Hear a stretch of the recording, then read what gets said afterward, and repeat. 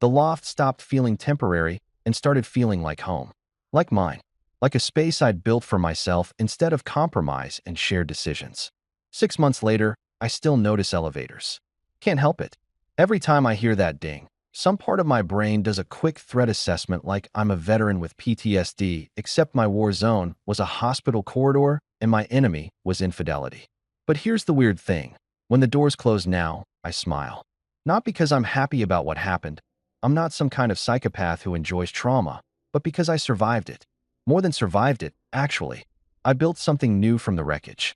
My loft has better light than the house ever did, even if my plants are still struggling with my commitment issues.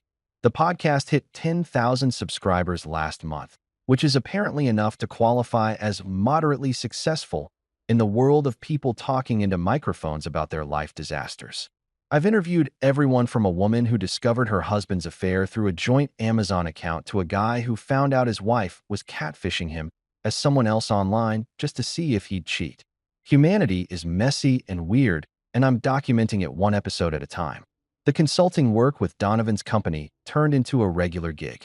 I'm essentially the guy they call when they need someone to explain compliance in a way that doesn't make people want to fake their own deaths to escape the training session. I've developed a reputation for being the fraud guy who makes spreadsheets entertaining, which is not the legacy I imagined at 25, but I'll take it. Henna texts sometimes. Brief messages that read like leftover wrapping paper from a gift nobody wanted. Apology fragments that don't quite form complete sentences. I know I messed up. I should have been honest. I hope you're doing okay. I don't reply because what would I even say? Thanks for the emotional devastation. It really helped me discover my true calling as a podcast host. Some bridges aren't worth rebuilding. They're just kindling for the fire that keeps you warm while you build something better. She had the baby, by the way. A girl. I know because Maya told me, having somehow maintained a bizarre surveillance network that would make the CIA jealous. Henna's living with her parents now, working some administrative job that probably pays a fraction of what she made before she decided corporate fraud was a good hobby. Liam never came back. Last I heard through the rumor mill that refuses to leave me alone, he's engaged to someone else in San Francisco. Apparently, his desire for instant family only applied when it was convenient. I don't feel bad for Hannah. That probably makes me a terrible person, but I've made peace with it. Dr. Chin says I'm allowed to protect my own emotional well-being. That empathy doesn't require self-sacrifice. I'm still working on believing that, but I'm getting there one therapy session at a time.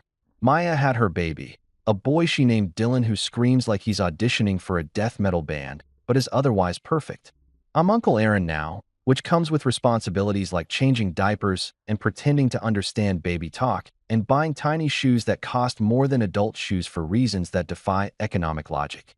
Maya insists I'm Dylan's favorite person, which I know is a lie because babies don't have preferences beyond feed me and stop making that noise, but I appreciate the sentiment.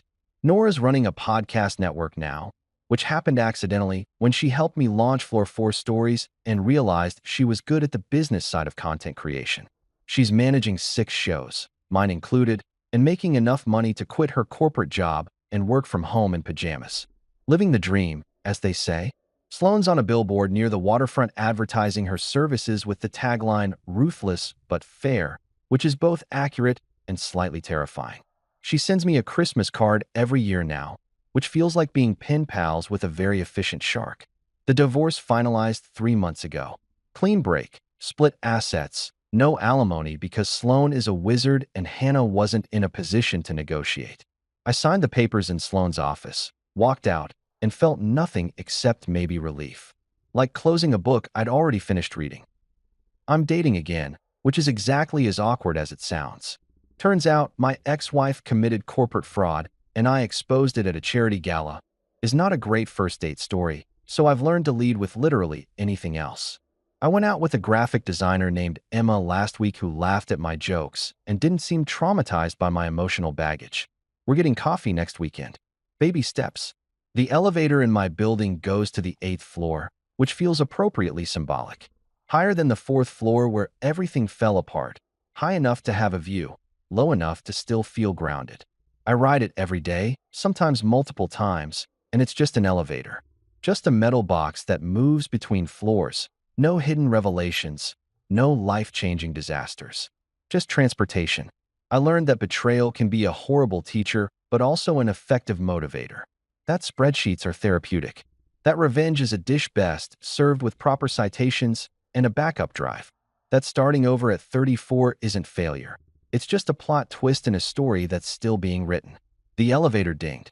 I stepped inside, pressed 8, and watched the doors close on another normal day in a life I never planned, but somehow ended up building anyway. Full of bad jokes, better coffee, podcasting equipment, and zero tolerance for people who think lying is easier than honesty. Hannah got her elevator moment that changed everything. Now I'm having mine, except mine goes up. 6 months later, I still notice elevators. Can't help it. Every time I hear that ding, some part of my brain does a quick threat assessment like I'm a veteran with PTSD, except my war zone was a hospital corridor and my enemy was infidelity. But here's the weird thing. When the doors close now, I smile. Not because I'm happy about what happened. I'm not some kind of psychopath who enjoys trauma, but because I survived it. More than survived it, actually. I built something new from the wreckage. My loft has better light than the house ever did, even if my plants are still struggling with my commitment issues. The podcast hit 10,000 subscribers last month, which is apparently enough to qualify as moderately successful in the world of people talking into microphones about their life disasters. I've interviewed everyone from a woman who discovered her husband's affair through a joint Amazon account to a guy who found out his wife was catfishing him as someone else online just to see if he'd cheat. Humanity is messy and weird, and I'm documenting it one episode at a time. The consulting work with Donovan's company turned into a regular gig. I'm essentially the guy they call when they need someone to explain compliance in a way that doesn't make people want to fake their own deaths to escape the training session. I've developed a reputation for being the fraud guy who makes spreadsheets entertaining, which is not the legacy I imagined at 25, but I'll take it. Hannah texts sometimes. Brief messages that read like leftover wrapping paper from a gift nobody wanted. Apology fragments that don't quite form complete sentences. I know I messed up. I should have been honest.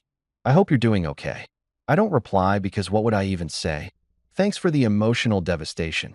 It really helped me discover my true calling as a podcast host. Some bridges aren't worth rebuilding. They're just kindling for the fire that keeps you warm while you build something better. She had the baby, by the way. A girl. I know because Maya told me, having somehow maintained a bizarre surveillance network that would make the CIA jealous. Hannah's living with her parents now, working some administrative job that probably pays a fraction of what she made before she decided corporate fraud was a good hobby. Liam never came back.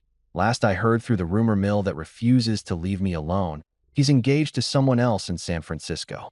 Apparently, his desire for instant family only applied when it was convenient. I don't feel bad for Hannah. That probably makes me a terrible person, but I've made peace with it. Dr. Chin says I'm allowed to protect my own emotional well-being. That empathy doesn't require self-sacrifice. I'm still working on believing that, but I'm getting there one therapy session at a time.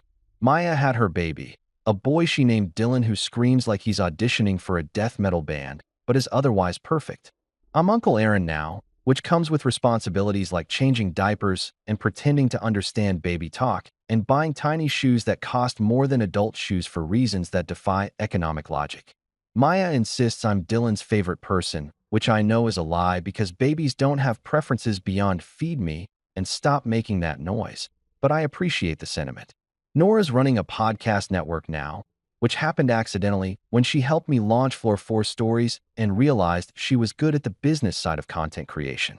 She's managing 6 shows, mine included, and making enough money to quit her corporate job and work from home in pajamas. Living the dream, as they say. Sloane's on a billboard near the waterfront advertising her services with the tagline, "Ruthless but fair," which is both accurate and slightly terrifying.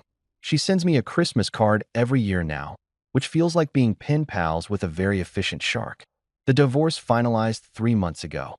Clean break, split assets, no alimony because Sloane is a wizard and Hannah wasn't in a position to negotiate. I signed the papers in Sloane's office, walked out, and felt nothing except maybe relief. Like closing a book I'd already finished reading. I'm dating again, which is exactly as awkward as it sounds. Turns out my ex-wife committed corporate fraud, and I exposed it at a charity gala. is not a great first date story, so I've learned to lead with literally anything else. I went out with a graphic designer named Emma last week who laughed at my jokes and didn't seem traumatized by my emotional baggage. We're getting coffee next weekend.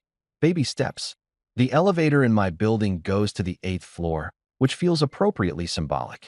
Higher than the 4th floor where everything fell apart, high enough to have a view, low enough to still feel grounded. I ride it every day, sometimes multiple times, and it's just an elevator. Just a metal box that moves between floors. No hidden revelations, no life-changing disasters. Just transportation. I learned that betrayal can be a horrible teacher, but also an effective motivator.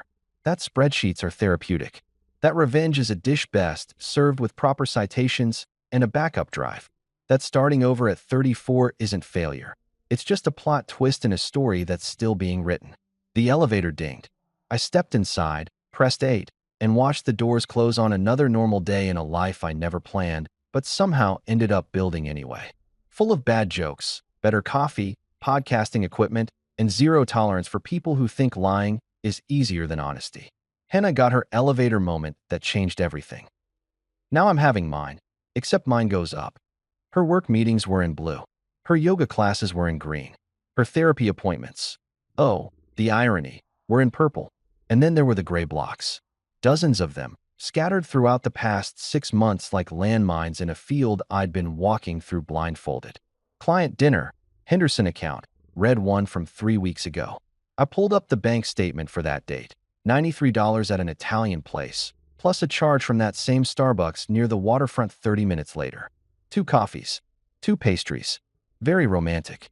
Very not about the Henderson account, which I happened to know had been closed 2 months ago because Hannah had complained about it over dinner, actual dinner, with me, in our house, like she was living some kind of double-life sitcom. I clicked through more gray blocks. Evening client meeting. Late presentation prep. Networking event. Each one matched a pattern of charges that had nothing to do with work and everything to do with building a cozy little nest with Liam while I was home watching Netflix and thinking my biggest problem was whether we needed to refinance the mortgage. Then I made the mistake of checking her Instagram. Not her main one. I'd been looking at that regularly, seeing the carefully curated photos of our life together, brunches and hiking trips, and the dog we'd adopted last year. No, I went digging through her tagged photos, the ones other people post that don't always get filtered through your own narrative control. That's where I found him. Liam, tagged in a photo from 4 months ago at some rooftop bar, part of a group shot with Hannah's work friends. He had his arm around her waist. Her head was tilted toward his shoulder. They looked like a couple. They looked happy. The caption read, "Best team ever. #workfamily #blessed." I scrolled back further. There he was again, at a company picnic I'd been too busy to attend because of my own work deadline. And again, at what looked like a weekend hiking trip. Hannah had told me it was a girls' trip with her college friends. Apparently, girls now included 6-foot-tall dudes named Liam with excellent jawlines and a complete disregard for the sanctity of marriage. My brain was doing that thing where it turns every memory into evidence. That weekend she'd come home with mud on her hiking boots and stories about the trail. She'd been with him. The time she'd gotten food poisoning and texted me not to come home early because she didn't want me to see her sick, probably wasn't food poisoning. The new lingerie I'd found in her drawer and assumed was a nice surprise for me. Yeah, that one stung like a wasp at a picnic. I opened our credit card statements, both cards, hers and mine, and started building a spreadsheet because apparently heartbreak turns you into an accountant. Date, merchant, amount, location. I cross-referenced everything with her calendar. The pattern was so obvious I couldn't believe I'd missed it. Every client dinner corresponded with charges at romantic restaurants. Every work event lined up with purchases at wine bars and dessert places. There was even a charge from 3 months ago at a boutique baby store for $67. $67. At a baby store. 3 months ago. Which meant this wasn't some spontaneous accident. This wasn't it just happened. This was planned. They'd been shopping for baby stuff before she even got pregnant. Or maybe she'd been pregnant longer than I thought, and the timeline she'd given me was just another lie in a tower of lies so tall it could have its own weather system. I found the receipt, thank God for online banking and obsessive record keeping, and zoomed in on the itemized list. A twin stroller cover. Not even a regular stroller cover. A twin stroller cover, like they were already planning for some future where they'd have multiple kids, and I'd be. What? A footnote? A cautionary tale? The first husband who didn't work out? The really pathetic part was that I'd noticed the credit card charges before. I'd seen the numbers, the unfamiliar restaurants, the random purchases. But Hannah always had an explanation. Work dinner, they're reimbursing me. Client gift, don't worry about it. That boutique charge? I bought your sister a baby gift, wanted to surprise you. And I believed her because why wouldn't I? I trusted her. I'd made vows with her. I'd bought a house with her. I'd built my entire adult life around the assumption that we were partners. Around 3 a.m., I found the real smoking gun. The one that turned this from my wife cheated into my wife committed fraud. I was digging through her email. Yes, I knew her password. We'd shared passwords because we were transparent and trusting, and other words that now taste like ashes. When I found correspondence with her company's accounting department, the subject line read, Expense Report, Client Hospitality. Inside was a detailed expense report billing the apartment charges to her company under Client Hospitality Services. She'd classified the Riverside luxury apartment as a corporate rental for out-of-town clients and had been getting reimbursed every month. $850 plus utilities paid for by her employer under the guise of legitimate business expenses. That's not just cheating. That's fraud. Like actual criminal fraud. The kind of thing that doesn't just end your marriage. It ends your career, your reputation, and possibly your freedom if the company decides to press charges. I sat back in my chair, staring at the email, feeling something shift inside me. The hurt was still there, sharp and fresh like a paper cut that won't stop stinging. But underneath it was something new. Anger. Not the hot, explosive kind that makes you throw things and yell. The cold kind. The calculating kind. The kind that makes you screenshot everything, save it to 3 different cloud services, and start thinking about next steps. Hannah had built this house of cards. She'd used company money, lied on expense reports, created fake paper trails, and involved her employer in her affair. She'd been so confident, so certain she wouldn't get caught, that she'd left a digital breadcrumb trail a toddler could follow. I opened a new document and started writing everything down. Times, dates, amounts, locations. Who knew what? Who didn't? What could be proven? What was just suspicion? By the time the sun started creeping through the kitchen windows, I had a 15-page document that read like a corporate investigation report. My phone buzzed. Maya, you okay? You left so fast yesterday. I typed back, define okay. If okay means I spent the night becoming an accountant-detective hybrid, then sure. 3 dots appeared. Disappeared. Appeared again. Come to my place. Bring the laptop. We need to talk. I closed my computer, drained the last of my cold coffee, and stood up. My back hurt from hunching over the table for 5 hours. My eyes burned from staring at screens. But my mind was clear. Crystal clear. I wasn't just the betrayed husband anymore. I was the guy with the receipts. And that, as it turns out, changes everything. Maya's apartment smelled like cinnamon rolls and vengeance, which is a weird combination, but somehow perfectly on brand for her. She opened the door before I could knock. Twin telepathy, or just the fact that she'd been watching through the peephole, hard to say, and pulled me inside like she was extracting a hostage from enemy territory.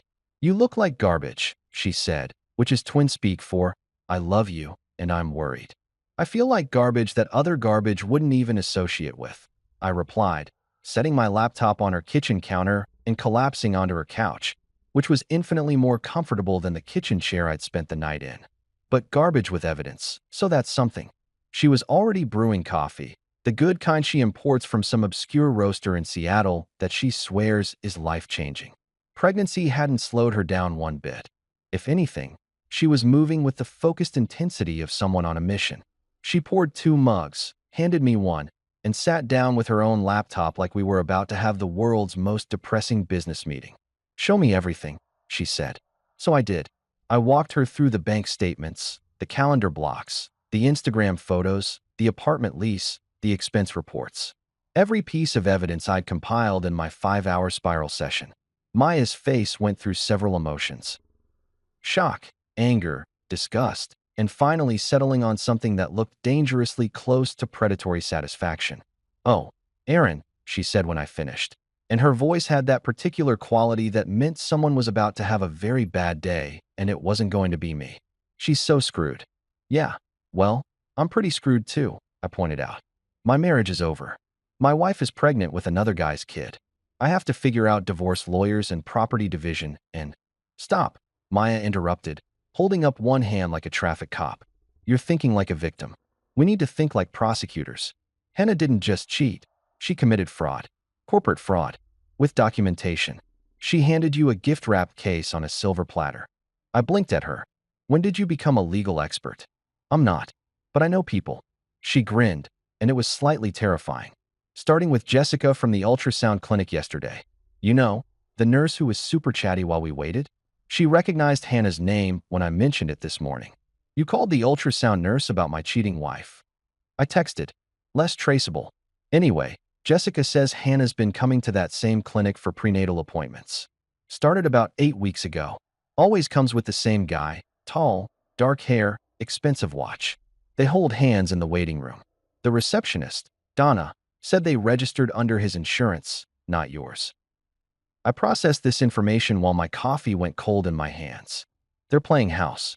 Actual house, with shared insurance and prenatal vitamins, and probably one of those apps that tells you what size fruit your baby is. A peach, currently, Maya said, according to the timeline Jessica mentioned, which means Hannah's further along than she probably told you yesterday. The hits just kept coming. I'd gone from happily married to divorced in progress to finding out my wife had been lying about even basic facts like how pregnant she was. At this rate, I'd discover she was actually a Russian spy by dinner time. Maya was already typing furiously on her laptop, her pregnancy brain fog apparently taking a vacation when detective work was involved. Okay, so I also texted Brianna. You remember her, the barista at that coffee place near Powell's? She has an insane memory for faces. I sent her a description of Liam and asked if she'd seen him with a blonde woman matching Hannah's description. Please tell me you didn't tell her why you were asking. I told her I was doing research for a true crime podcast, which isn't entirely untrue. This is pretty criminal. She turned her screen toward me. Brianna says they're regulars. Every Wednesday and Friday morning for the past 4 months. They order the same thing, 2 cappuccinos, 1 almond croissant, 1 chocolate croissant. They sit at the corner table. They're super cute together, apparently, which makes me want to throat punch someone. Get in line, I muttered. The doorbell rang. Maya bounced up with surprising agility for someone carrying a human and opened it to reveal Nora Chun, my work buddy and the person most likely to have my back in any corporate disaster. She was holding a file folder and wearing what I called her business warrior face, the one she used in meetings when someone tried to take credit for her ideas. Maya texted me. Nora said by way of greeting, walking in and dropping the folder on the coffee table. Said you needed help burning your wife's life down. I'm in. Also, I brought ammunition. You two are terrifying, I said, though I was secretly grateful. Heartbreak is easier when you have a team. Nora sat down and opened the folder. So I did some digging at work. Casual digging, nothing that'll get me fired, and pulled up some public information about Hannah's company. They take expense fraud seriously. Like, fire you and prosecute you seriously. Last year, they canned a regional manager for falsifying travel expenses. Made an example of him. It was in all the business journals. How is this helping me feel better? I asked. It's not supposed to make you feel better. It's supposed to give you leverage. Nora pulled out a printed article about the expense fraud case. If Hannah's been billing that apartment as client hospitality, and you have proof it's actually her love nest, her company will be very interested. Especially since they're paying taxes on it as a business expense. Maya leaned forward. So we're not just talking divorce. We're talking potential criminal charges. We're talking leverage, Nora corrected. Aaron doesn't have to press charges. But the threat of it? The proof that he could? That changes the entire negotiation. She can't exactly fight for alimony or a favorable settlement when she's committed fraud using company resources. I sat there, absorbing this information while my coffee went from cold to room temperature to basically iced. 24 hours ago, my biggest concern was whether to get Thai or pizza for dinner. Now I was sitting in my sister's apartment with 2 women plotting corporate espionage and legal strategy like we were planning a heist. There's one more thing, Maya said, pulling up something on her phone. I might have made friends with the building manager at Riverside Luxury Apartments. How did you? You know what? I don't want to know. His name is Keith. He's 63, recently divorced, loves to talk, and hates people who abuse the system. I told him I was considering renting there and asked about the neighborhood. Got him talking about the tenants. Turns out, he remembers Hannah and Liam. They signed a 6-month lease in April under Liam's name, but Hannah's name is on the utility accounts. Keith just told you this. Keith had 3 beers and a captive audience. People love to gossip, Aaron, especially when they think they're helping someone make an informed decision. She grinned. He also mentioned that his building has security cameras in the lobby and parking garage. Footage gets stored for 90 days before it's overwritten. Nora looked at Maya with something like admiration. You got all this in one conversation? I'm 8 months pregnant and look harmless. People tell me everything. Maya turned to me. The question is, do you want the footage? Because Keith seems like the kind of guy who might accidentally give access to someone doing their due diligence. I looked at both of them. Maya, fierce and protective despite being ready to pop out a kid any day. Nora, armed with corporate knowledge and a personal vendetta against injustice. They'd assembled a case stronger than anything I could have built alone, and we hadn't even brought in actual legal help yet. Yeah, I said finally. Get the footage. Get everything. If Hannah wants to play games, we'll show her what a real game looks like. Maya raised her coffee mug. To the Midnight Research Club. Nora clinked hers against it. To receipts and revenge. I joined in, feeling something shift. I wasn't just surviving this anymore. I was strategizing. And that, somehow, felt like progress. Turns out, heartbreak is an excellent motivator for becoming proficient in Microsoft Excel. Who knew? Certainly not my high school computer teacher, Mr. Patterson, who once told me I'd never amount to anything if I couldn't master a pivot table. Well, Mr. Patterson, joke's on you. I just created a pivot table that could end someone's entire career, so I guess Spite is also an excellent teacher. It was Thursday afternoon, 3 days since the elevator incident that ruined my life, and I was sitting in Maya's living room surrounded by enough evidence to fill a filing cabinet and enough coffee to fuel a small army. Nora had taken a personal day from work, which she claimed was for mental health, but was really for helping Aaron destroy his cheating wife's credibility. Maya was on her laptop cross-referencing dates while eating pickles straight from the jar, because pregnancy cravings are real and apparently very specific. The spreadsheet I'd created was a thing of beauty. Column A, date. Column B, Hannah's calendar entry. Column C, actual activity based on credit card charges. Column D, amount spent. Column E, location. Column F, evidence type, receipt, photo, witness statement, security footage. It was color-coded. It had formulas. It had tabs for different categories of lies. If I was going down, I was going down as the most organized betrayed husband in Portland history. This one's good, Nora said, pointing at her screen. March 15th. Hannah told you she was at a work dinner with the Henderson team. Her calendar says client dinner, Henderson account, but the credit card shows $143 at that French place on 23rd, and I happen to know the Henderson account was serviced by the New York office, not Portland. I added it to the spreadsheet. The lies have lies at this point. It's like Russian nesting dolls of deception. Matryoshka dolls of betrayal, Maya added helpfully, because even when helping ruin my ex-wife's life, she couldn't resist being pretentious about cultural references. My phone buzzed. A text from an unknown number. This is Sloan Winters. Maya gave me your number. I'm a divorce attorney. Can you talk? I showed the text to Maya, who grinned like the Cheshire Cat if the Cheshire Cat was 8 months pregnant and running on pure vindictive energy. I may have reached out to some people. Sloane's the best. She's like if a shark and a calculator had a baby and that baby went to Yale Law. That's a terrifying description. You want terrifying. Hannah's going to need terrifying. I called the number. Sloane answered on the first ring with a voice that sounded like whiskey and litigation. Aaron Lane? Maya tells me you have an interesting case. I like interesting cases. They keep me young and rich. Define interesting, I said, putting her on speaker so Maya and Nora could listen. Your wife's pregnant with another man's child. She's been using company funds to finance her affair, and you have documentation proving fraud. That's not interesting. That's a prosecutor's wet dream. I assume you want to file for divorce. Among other things. Good. Email me everything you have.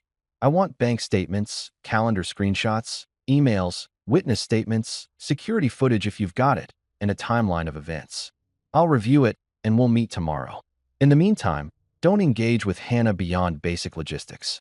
Don't fight, don't argue, definitely don't sleep with her.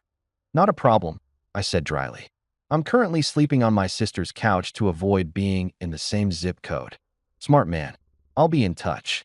She hung up before I could say goodbye, which I was starting to realize was just how lawyers operated. Efficient, terrifying, and allergic to small talk. Nora was already compiling everything into a folder to send to Sloan. Okay, so we have the financial evidence. We have witness statements from the barista, the building manager, and the ultrasound nurse. Keith came through with the security footage. I've got 3 months' worth of Hannah and Liam coming and going from that apartment like they're playing house. Please tell me they're not doing anything gross in the footage, I said, just hand-holding and looking annoyingly happy. Although there's one clip from June where they're moving in a crib. A crib, Aaron. They bought furniture. I added it to the spreadsheet because at this point, why not? The evidence pile was already taller than my dignity. What else do we need? Maya looked up from her laptop, pickle juice dripping down her chin. We need to verify the expense reports. Nora, can you get copies of Hannah's submissions without raising red flags? Already done. I have a friend in accounting who owes me a favor from when I covered her shift during the Christmas party disaster. She pulled Hannah's expense reports for the last year.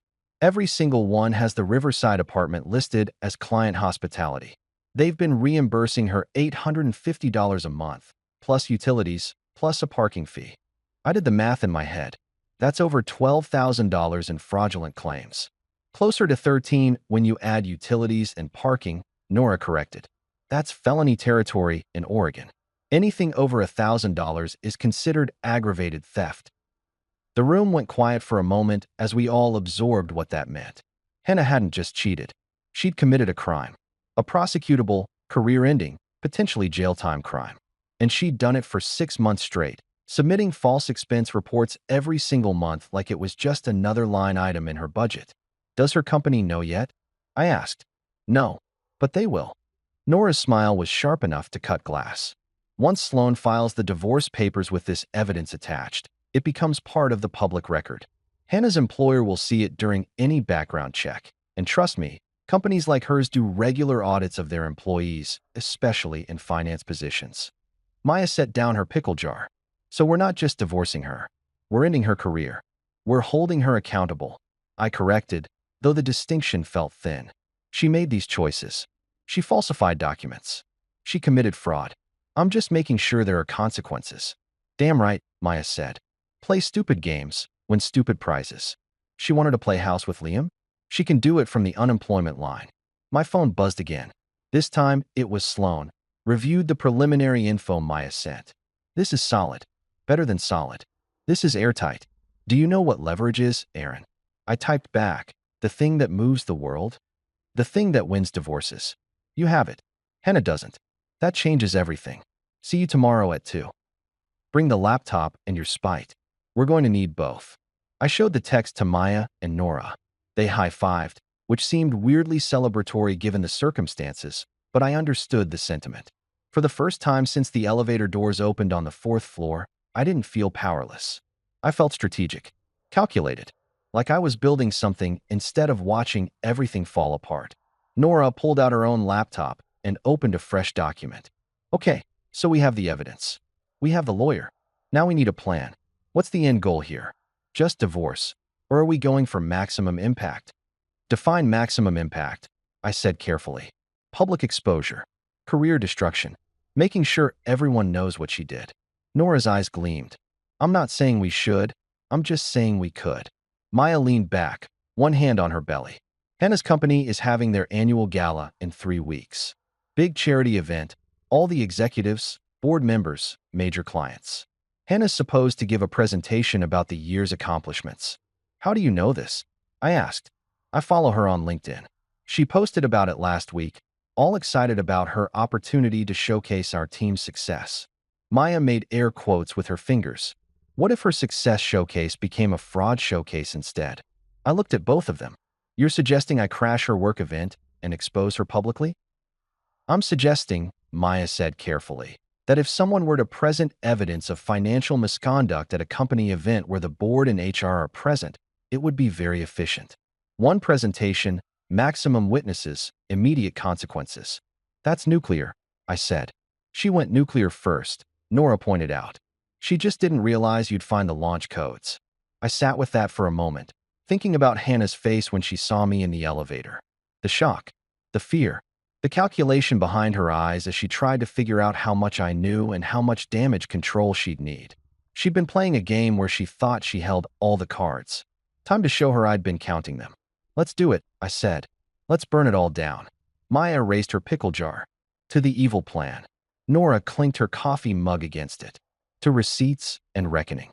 I joined in, feeling something that might have been joy or might have been vindication or might have been the caffeine finally kicking in after 3 sleepless nights. Whatever it was, it felt like progress. The thing about revenge or justice or accountability or whatever therapeutic term you want to slap on it to make yourself feel less like a villain is that timing is everything. You can have all the evidence in the world, all the receipts and witness statements and spreadsheets color-coded within an inch of their life. But if you don't have the right moment, you're just a guy with a really depressing PowerPoint and nowhere to present it.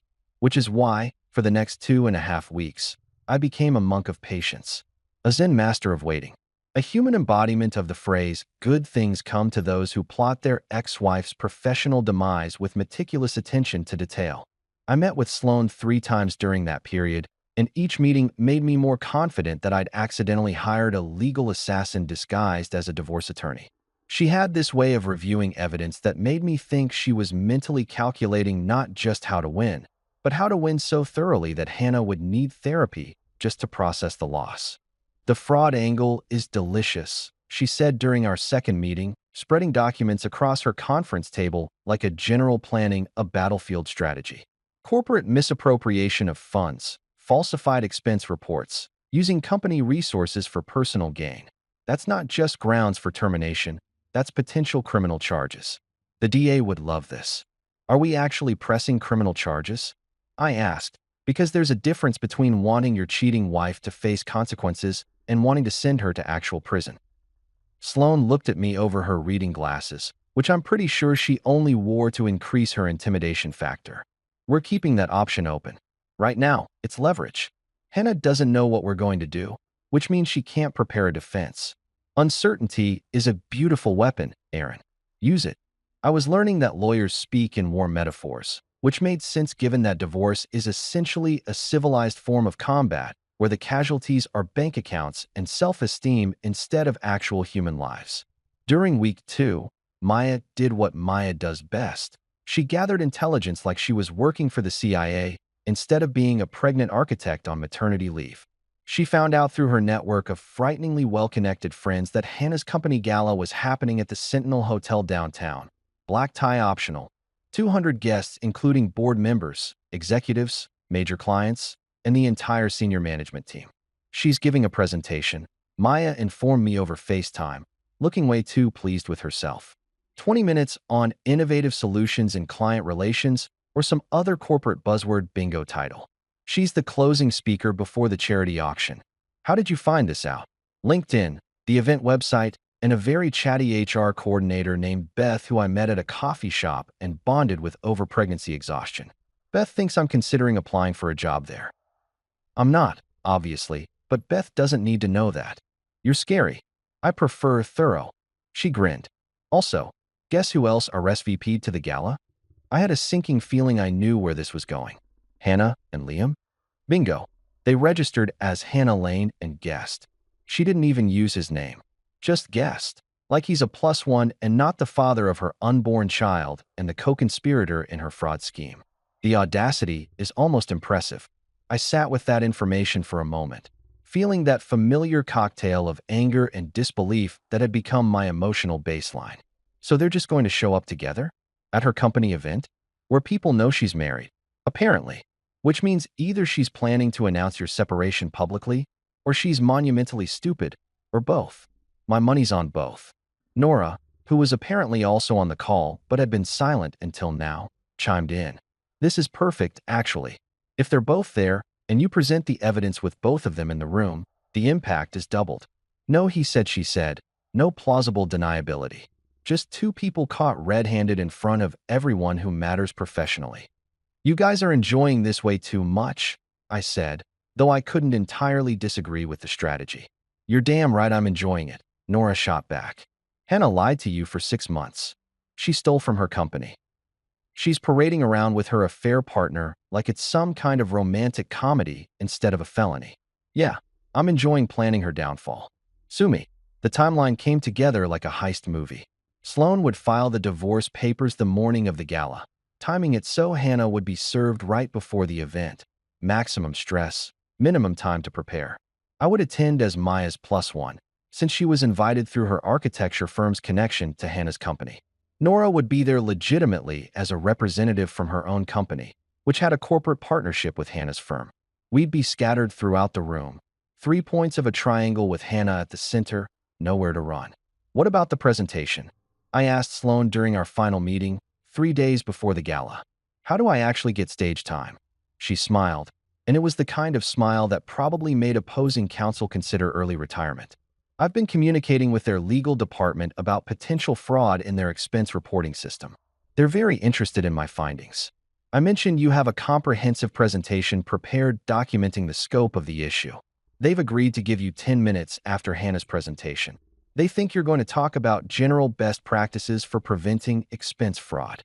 They don't know it's about Hannah specifically. They will, in about 3 days. She slid a folder across the desk.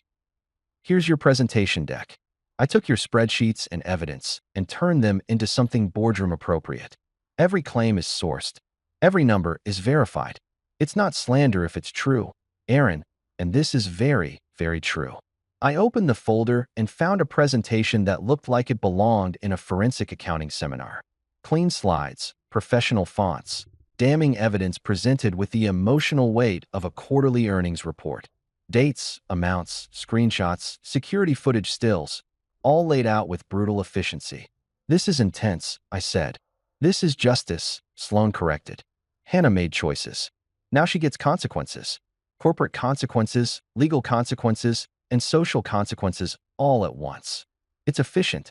The night before the gala, Sloan called with one final piece of information that somehow made everything worse and better simultaneously.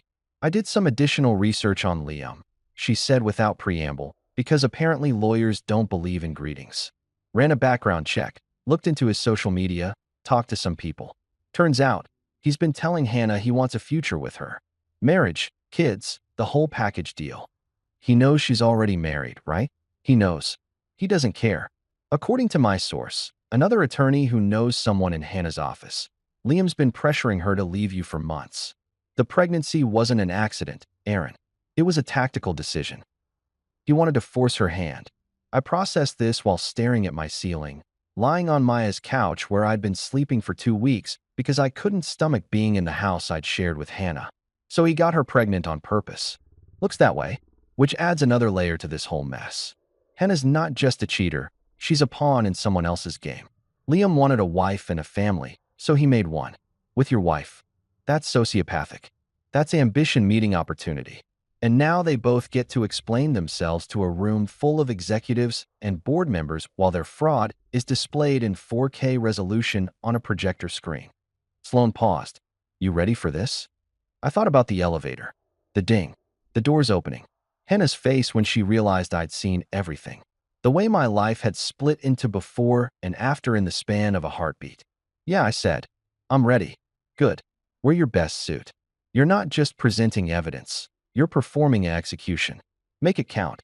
I hung up and updated the group chat with Maya and Nora. Tomorrow night. Showtime. Maya responded with a gif of someone dropping a microphone. Nora sent back. Let's burn it down. And me? I laid there thinking about how weird it was that the worst moment of my life was about to become someone else's worst moment, and how that felt less like revenge and more like the universe finally balancing its books. There's something surreal about putting on a tuxedo to ruin someone's life. I stood in Maya's bathroom, adjusting my bow tie for the 3rd time, thinking about how this penguin suit cost more than my first car and was about to be the uniform I wore while detonating my wife's career like a controlled demolition. The irony wasn't lost on me. I looked like I was going to prom, but I was actually going to war.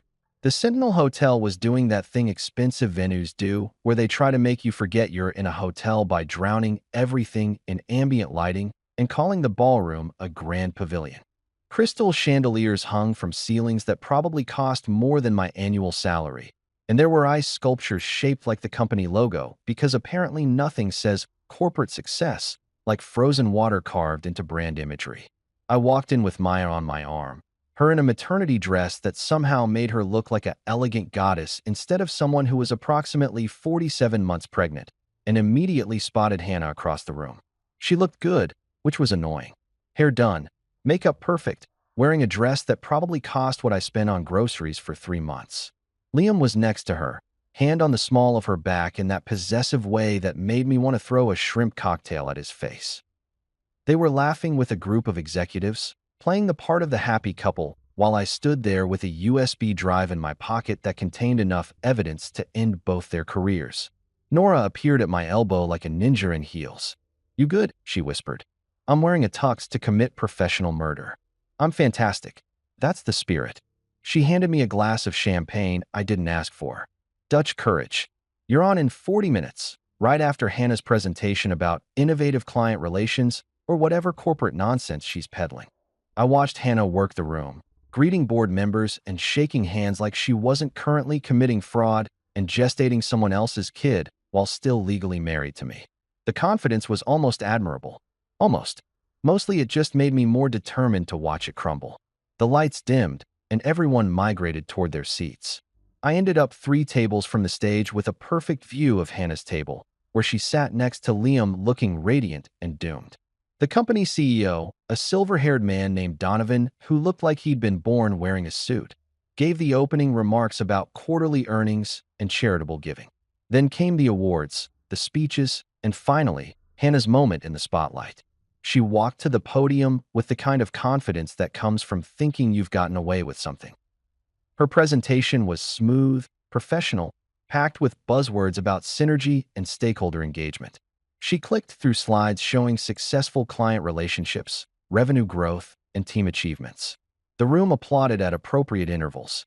Liam beamed from his seat like a proud boyfriend at his girlfriend's recital. I felt Maya squeeze my hand under the table. Then Hannah finished, taking a small bow as applause rippled through the room. Donovan returned to the podium, thanking her for her contributions. And then, here's where Sloane's behind-the-scenes maneuvering paid off. He announced that they had a special presentation on corporate compliance and expense management best practices. "Please welcome Aaron Lane, who's prepared some important insights for our team," Donovan said, gesturing to me. I watched Hannah's face drain of color faster than someone had pulled a plug. Her eyes found mine across the room, and I saw the exact moment she realized what was about to happen. It was beautiful in a terrible way, like watching a car accident in slow motion if the car was your ex-wife's credibility.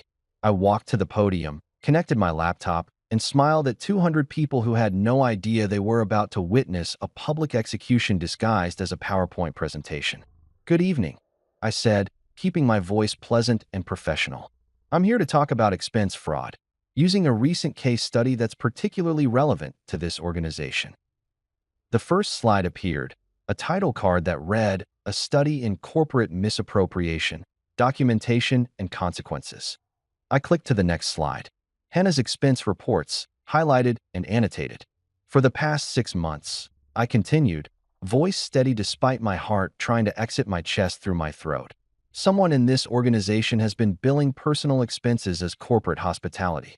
Specifically, an apartment lease totaling over $13,000, fraudulently categorized as client housing." Another click. Screenshots of the Riverside Luxury Apartments lease agreement with Hannah's signature. Another click. Security footage stills of Hannah and Liam entering the building, time-stamped and dated. Another click. Bank statements showing charges to romantic restaurants on dates marked client dinners in Hannah's calendar.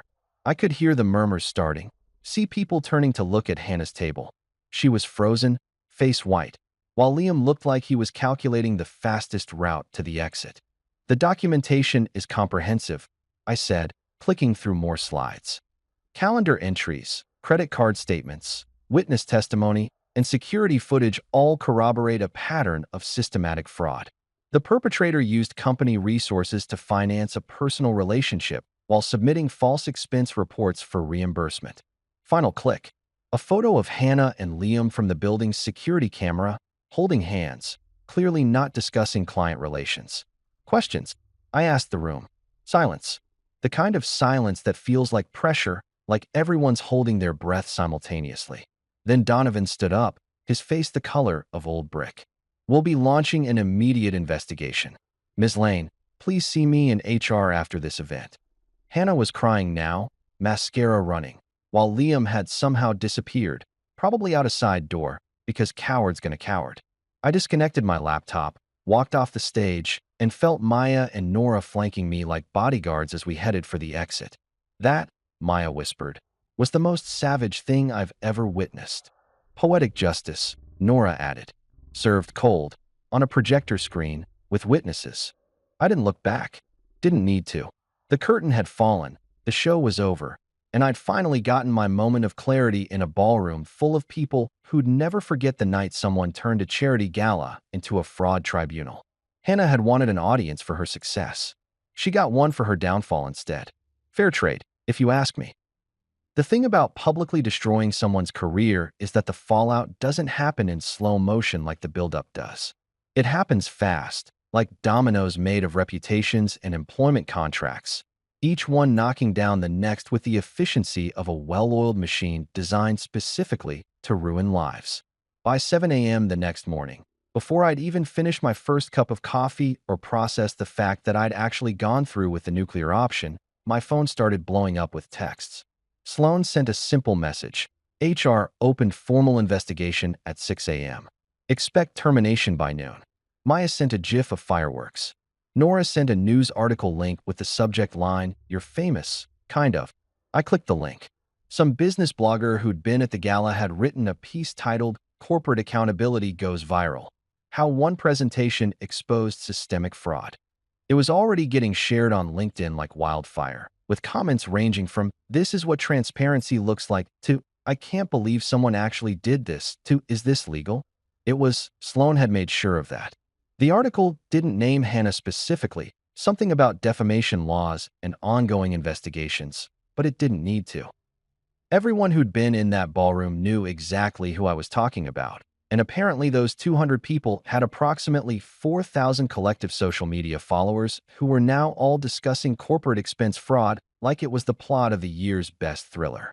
By 10 a.m., I got a call from an unknown number that turned out to be Donovan himself, Hannah's now former boss, and the CEO, who'd watched his charity gala turn into a fraud tribunal.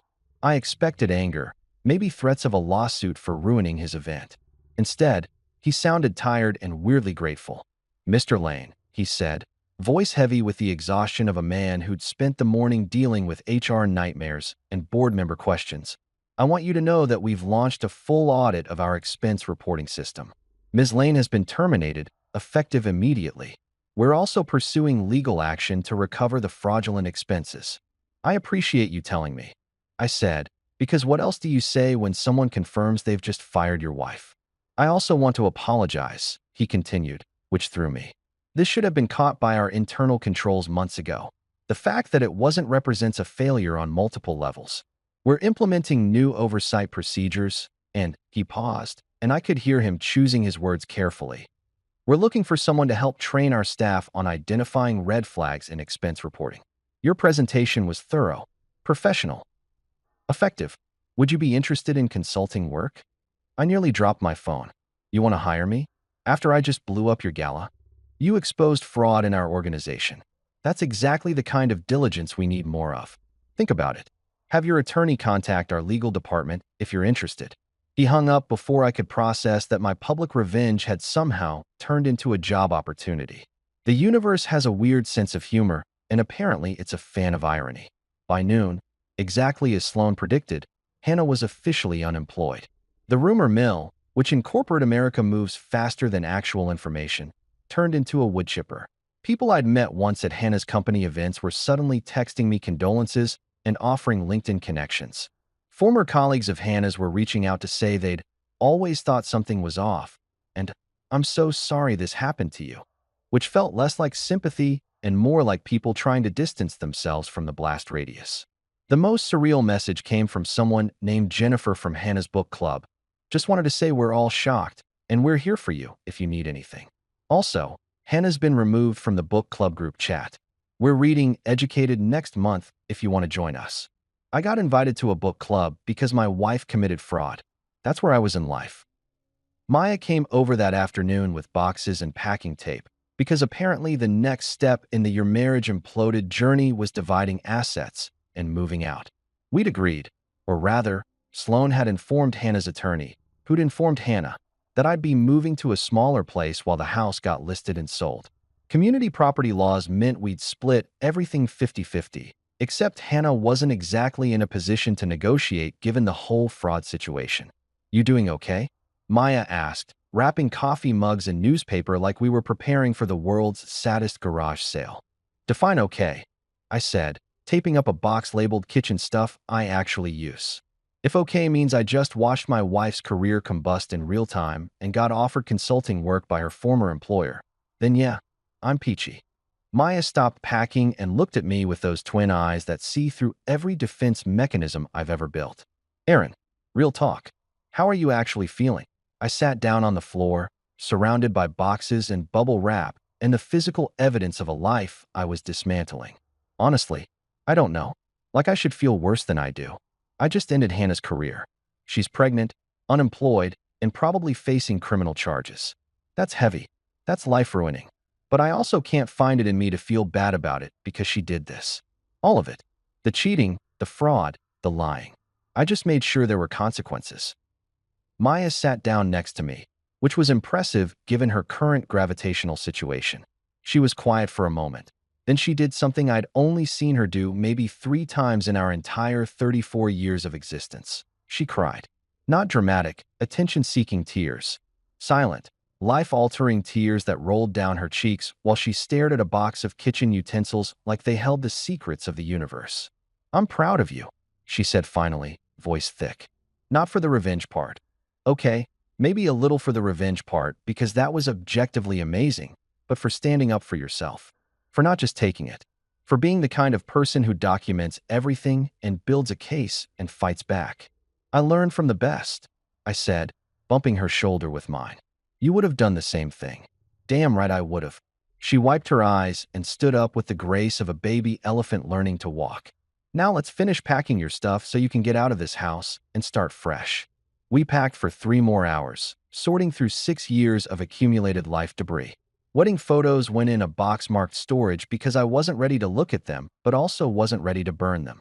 Hannah's stuff stayed untouched. She could deal with her own belongings. My books, my clothes, my random collection of coffee mugs from cities I'd visited. All of it got wrapped and boxed and labeled for a new life I hadn't planned, but was apparently living anyway.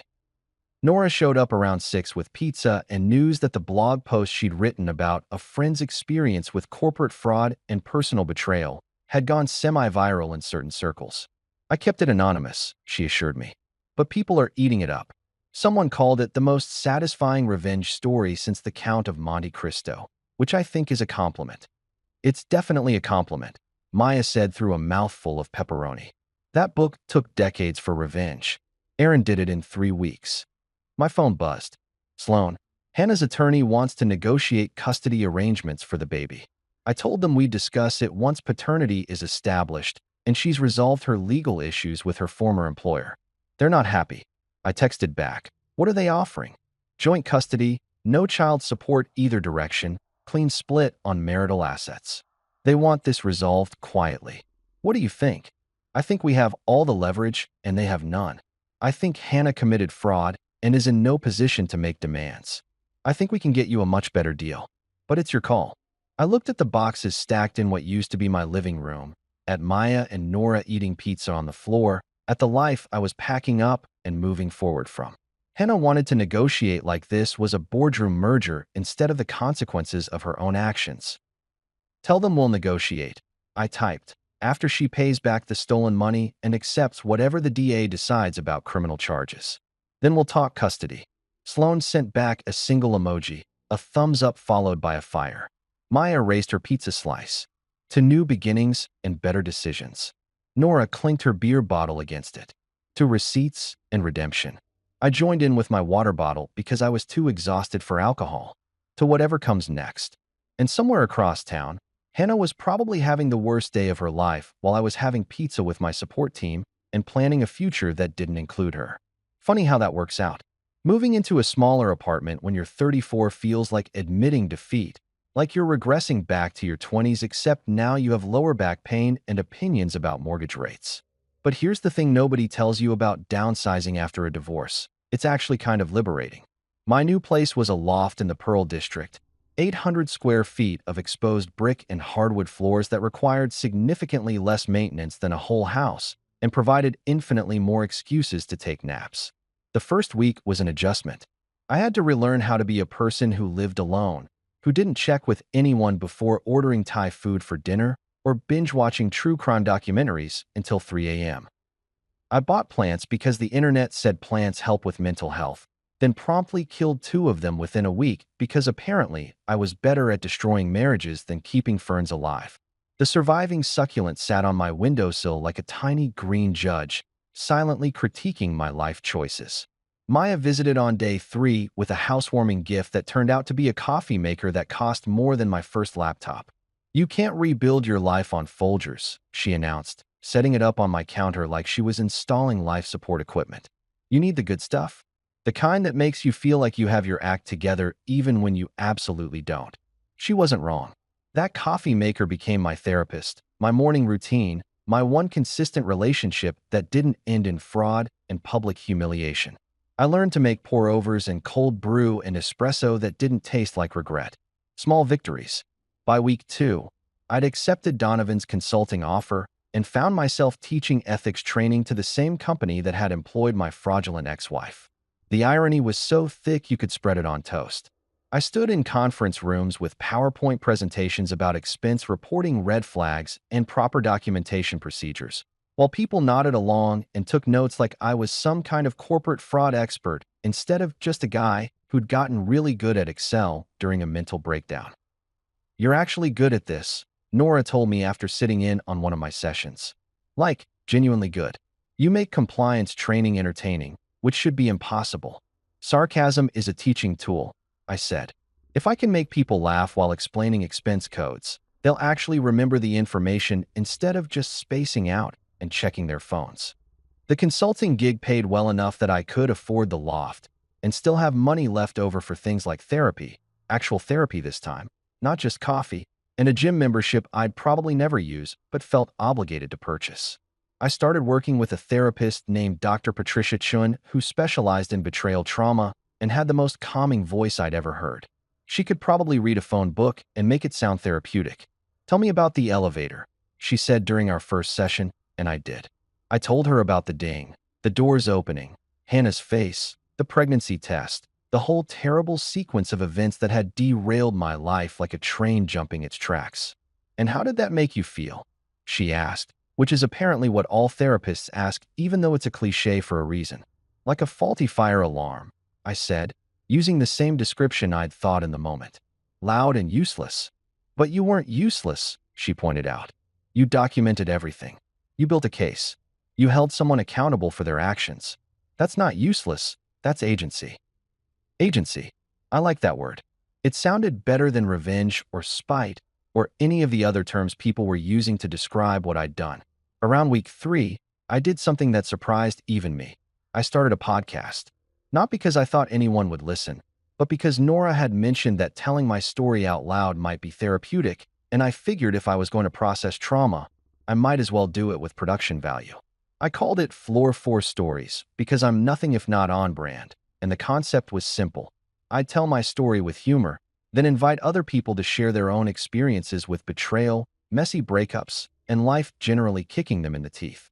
Part therapy, part comedy, part let's all acknowledge that being human is weird and painful, and sometimes you just have to laugh, or you'll cry forever.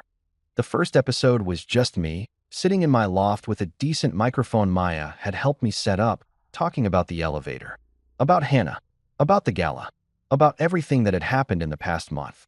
I kept it anonymous, no real names except my own, No specific company details, just the facts delivered with enough sarcasm to make it entertaining instead of just depressing.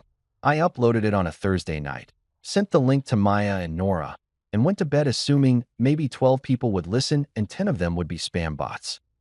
By Friday morning, I had 300 downloads and 17 emails from people wanting to share their own stories. By Saturday, someone had shared it on Reddit, and I was up to 2,000 downloads with a waiting list of people who wanted to be guests. By Monday, some podcasting website had featured it in their Hidden Gems section, and I was fielding interview requests from other shows wanting to talk about corporate fraud and public accountability. You accidentally became a content creator, Nora said, scrolling through my analytics with the enthusiasm of someone who understood metrics. People love this. They're calling it cathartic and brutally honest, and the kind of story that makes you feel less alone in your own mess. I recorded episode 2 with a woman named Rachel who discovered her husband's affair through a forgotten Apple AirTag in his gym bag. Episode 3 featured a guy named Marcus who'd found out his wife was embezzling from their joint business account to fund a gambling addiction. Episode 4 was a woman named Jennifer. Yes, the same Jennifer from Hannah's book club, who shared her story about leaving a 20-year marriage after finding out her husband had an entire second family in another state. Each episode ended with the same question: what did you learn? Rachel learned to trust her instincts. Marcus learned that love doesn't mean blind trust. Jennifer learned that starting over at 50 is scary but possible. And me? I was learning that other people's stories made my own feel less heavy, like sharing the weight somehow made it easier to carry. The podcast became a routine. Record on Mondays, edit on Tuesdays, release on Wednesdays, field emails, and guest requests the rest of the week. It gave my days structure, purpose, something to focus on besides the fact that my marriage had exploded and my ex-wife was currently under investigation by both her former employer and the district attorney's office. Speaking of Hannah, she'd been quiet since the gala. No texts, no calls, no attempts at contact beyond the formal communication happening between our lawyers. Sloan had negotiated a settlement where Hannah would pay back the fraudulent expenses through a payment plan, accept full responsibility for the fraud, and agree to minimal custody arrangements once paternity was established and her legal issues were resolved. The DA was still deciding whether to press criminal charges, which apparently depended on whether the company wanted to pursue it aggressively or just cut their losses. She got off easy, Maya said during one of her visits, now officially on maternity leave and approximately 73 months pregnant. She should be in jail. She's unemployed, publicly humiliated, facing potential criminal charges, pregnant with a guy who ghosted her the second things got complicated, and has to explain all of this to her future kids someday, I pointed out. I don't know if I'd call that easy. Fair point. Still, jail would have been satisfying. I couldn't entirely disagree. Liam, by the way, had vanished like a magician's assistant, but with less smoke and more cowardice. He'd apparently quit his job the day after the gala and moved to Seattle or San Francisco or some other city that starts with S, where tech bros go to reinvent themselves after their lives implode. Hannah was dealing with the pregnancy alone, which felt like poetic justice, but also kind of sad in a way I wasn't ready to fully examine yet. My life settled into a new rhythm. Consulting work 3 days a week, podcast recording and editing the other days, therapy on Thursdays, coffee experiments on weekends. I got better at keeping plants alive. Turned out the secret was just watering them and not treating them like metaphors for my failed marriage. I joined a gym and actually went sometimes. I started reading again, books that had nothing to do with self-help or healing and everything to do with just enjoying a story. The loft stopped feeling temporary and started feeling like home. Like mine. Like a space I'd built for myself instead of compromise and shared decisions. 6 months later, I still notice elevators. Can't help it. Every time I hear that ding, some part of my brain does a quick threat assessment like I'm a veteran with PTSD, except my war zone was a hospital corridor and my enemy was infidelity. But here's the weird thing. When the doors close now, I smile. Not because I'm happy about what happened. I'm not some kind of psychopath who enjoys trauma, but because I survived it. More than survived it, actually. I built something new from the wreckage. My loft has better light than the house ever did, even if my plants are still struggling with my commitment issues. The podcast hit 10,000 subscribers last month, which is apparently enough to qualify as moderately successful in the world of people talking into microphones about their life disasters. I've interviewed everyone from a woman who discovered her husband's affair through a joint Amazon account to a guy who found out his wife was catfishing him as someone else online just to see if he'd cheat. Humanity is messy and weird, and I'm documenting it one episode at a time. The consulting work with Donovan's company turned into a regular gig. I'm essentially the guy they call when they need someone to explain compliance in a way that doesn't make people want to fake their own deaths to escape the training session.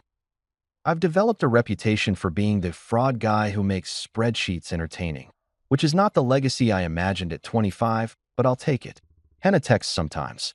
Brief messages that read like leftover wrapping paper from a gift nobody wanted. Apology fragments that don't quite form complete sentences. I know I messed up. I should have been honest. I hope you're doing okay. I don't reply because what would I even say? Thanks for the emotional devastation. It really helped me discover my true calling as a podcast host. Some bridges aren't worth rebuilding. They're just kindling for the fire that keeps you warm while you build something better. She had the baby, by the way. A girl. I know because Maya told me, having somehow maintained a bizarre surveillance network that would make the CIA jealous. Henna's living with her parents now, working some administrative job that probably pays a fraction of what she made before she decided corporate fraud was a good hobby. Liam never came back. Last I heard through the rumor mill that refuses to leave me alone, he's engaged to someone else in San Francisco. Apparently, his desire for instant family only applied when it was convenient. I don't feel bad for Hannah. That probably makes me a terrible person, but I've made peace with it. Dr. Chin says I'm allowed to protect my own emotional well-being, that empathy doesn't require self-sacrifice. I'm still working on believing that, but I'm getting there one therapy session at a time. Maya had her baby, a boy she named Dylan who screams like he's auditioning for a death metal band, but is otherwise perfect. I'm Uncle Aaron now, which comes with responsibilities like changing diapers and pretending to understand baby talk, and buying tiny shoes that cost more than adult shoes for reasons that defy economic logic. Maya insists I'm Dylan's favorite person, which I know is a lie because babies don't have preferences beyond feed me and stop making that noise, but I appreciate the sentiment. Nora's running a podcast network now, which happened accidentally when she helped me launch Floor 4 Stories and realized she was good at the business side of content creation. She's managing 6 shows, mine included, and making enough money to quit her corporate job and work from home in pajamas. Living the dream, as they say. Sloane's on a billboard near the waterfront advertising her services with the tagline, "Ruthless but fair," which is both accurate and slightly terrifying. She sends me a Christmas card every year now, which feels like being pen pals with a very efficient shark. The divorce finalized 3 months ago. Clean break, split assets, no alimony because Sloane is a wizard and Hannah wasn't in a position to negotiate. I signed the papers in Sloane's office, walked out, and felt nothing except maybe relief. Like closing a book I'd already finished reading. I'm dating again, which is exactly as awkward as it sounds. Turns out my ex-wife committed corporate fraud, and I exposed it at a charity gala, is not a great first date story, so I've learned to lead with literally anything else. I went out with a graphic designer named Emma last week who laughed at my jokes and didn't seem traumatized by my emotional baggage. We're getting coffee next weekend. Baby steps. The elevator in my building goes to the 8th floor, which feels appropriately symbolic. Higher than the 4th floor where everything fell apart, high enough to have a view, low enough to still feel grounded. I ride it every day, sometimes multiple times, and it's just an elevator. Just a metal box that moves between floors. No hidden revelations, no life-changing disasters. Just transportation. I learned that betrayal can be a horrible teacher, but also an effective motivator. That spreadsheets are therapeutic. That revenge is a dish best served with proper citations and a backup drive. That starting over at 34 isn't failure. It's just a plot twist in a story that's still being written. The elevator dinged. I stepped inside, pressed 8, and watched the doors close on another normal day in a life I never planned, but somehow ended up building anyway. Full of bad jokes, better coffee, podcasting equipment, and zero tolerance for people who think lying is easier than honesty. Hannah got her elevator moment that changed everything. Now I'm having mine, except mine goes up. 6 months later, I still notice elevators. Can't help it. Every time I hear that ding, some part of my brain does a quick threat assessment like I'm a veteran with PTSD, except my war zone was a hospital corridor and my enemy was infidelity. But here's the weird thing. When the doors close now, I smile. Not because I'm happy about what happened. I'm not some kind of psychopath who enjoys trauma, but because I survived it. More than survived it, actually. I built something new from the wreckage. My loft has better light than the house ever did, even if my plants are still struggling with my commitment issues. The podcast hit 10,000 subscribers last month, which is apparently enough to qualify as moderately successful in the world of people talking into microphones about their life disasters. I've interviewed everyone from a woman who discovered her husband's affair through a joint Amazon account to a guy who found out his wife was catfishing him as someone else online just to see if he'd cheat. Humanity is messy and weird, and I'm documenting it one episode at a time. The consulting work with Donovan's company turned into a regular gig. I'm essentially the guy they call when they need someone to explain compliance in a way that doesn't make people want to fake their own deaths to escape the training session.